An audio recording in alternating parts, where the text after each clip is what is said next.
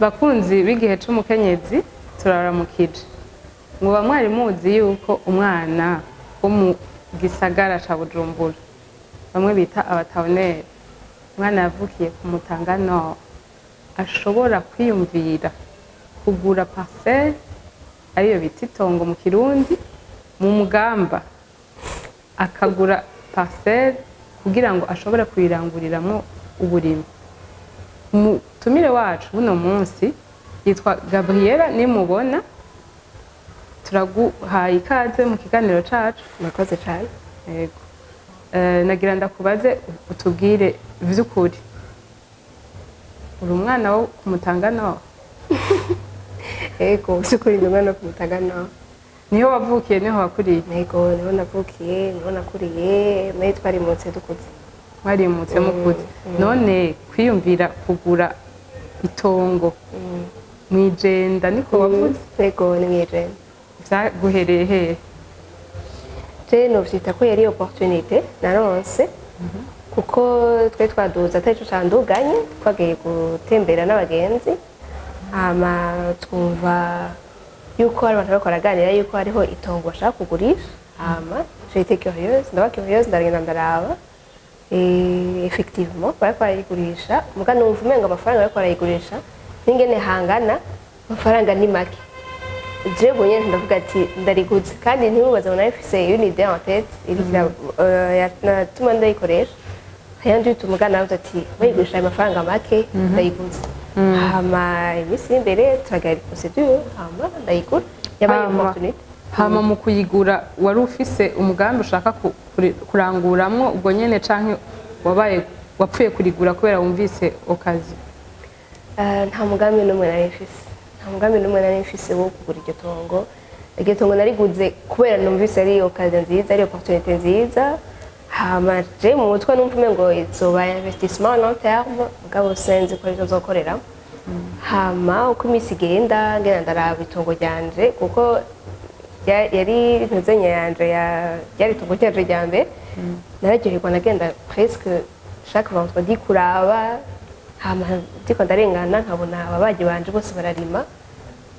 C'est là où iyo idée yaciye iza pourquoi pas ntotangura kurima nanje ndafise itongo ndashobora kurakora pourquoi pas ntotangura kurima. Hama ubwo burimyi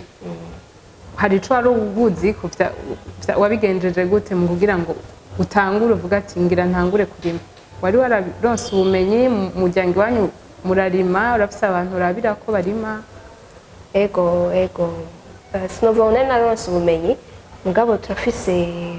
umutante je dirais c'est mon paysanne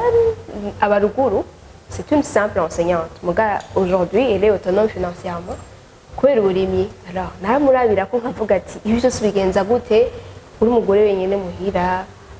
so mari ntari hafi nkavuga ubigenza gute est-ce que n'uburimyi butuma urihera amashuri abana byose j'ai été émue hama ndavuga ati ivyo mbona nzobikurikira et voilà. Hanyuma utanguye wararonse abagushigikira nko mu muryango abavyeyi babifashe gute canke nk'abantu mwabiganira ivyo bintu babifata gute? Ego batanguye kunshigikira ngiye mu vya Miss Burundi kuko iyo projet nyene non seulement ntiyanyugurira imiryango gusa yo gutangura agriculture mugabo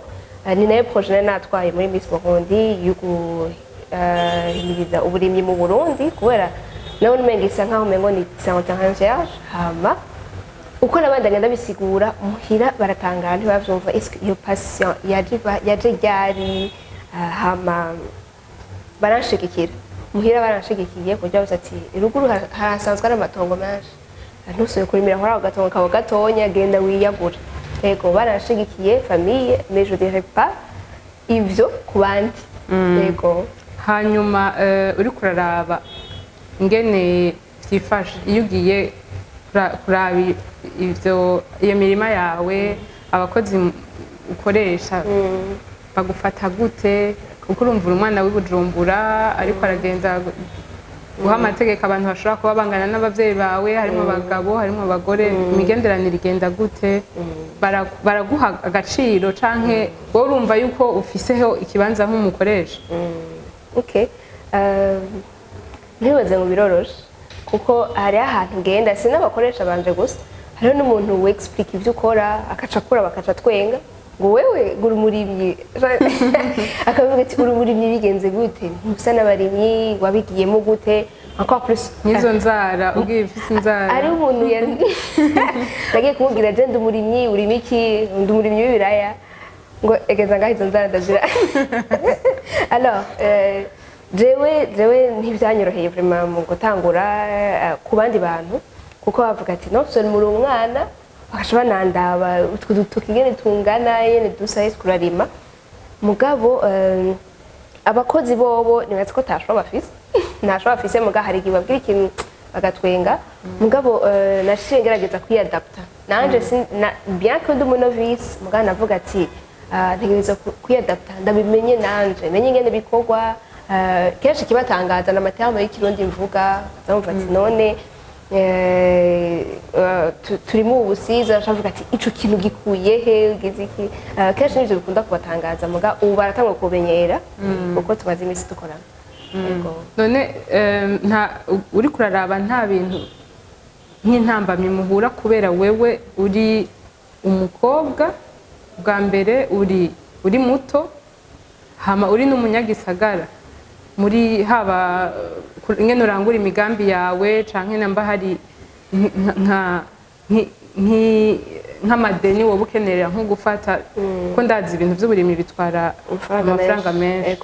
ibintu muhura ukabona ati ibi bintu yabaje ntari umukobwa ntivyari kunshikira yako nari mvuye kuri terrain ntonya shaka kwagura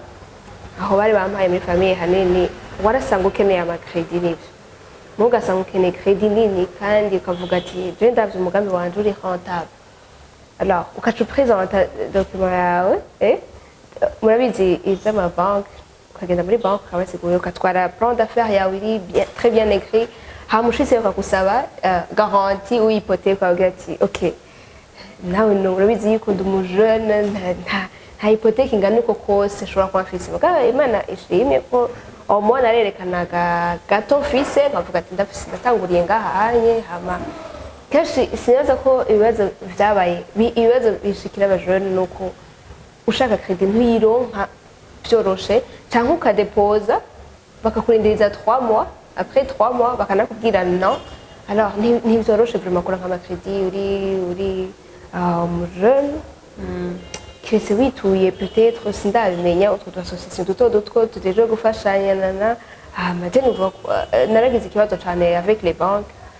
n'ubu kigihari mugabo niraza ko ari bizohera vuba izo nizo ntambamye nkunda guhura nazo izindi nazo aho yari kuri kote y'amacredit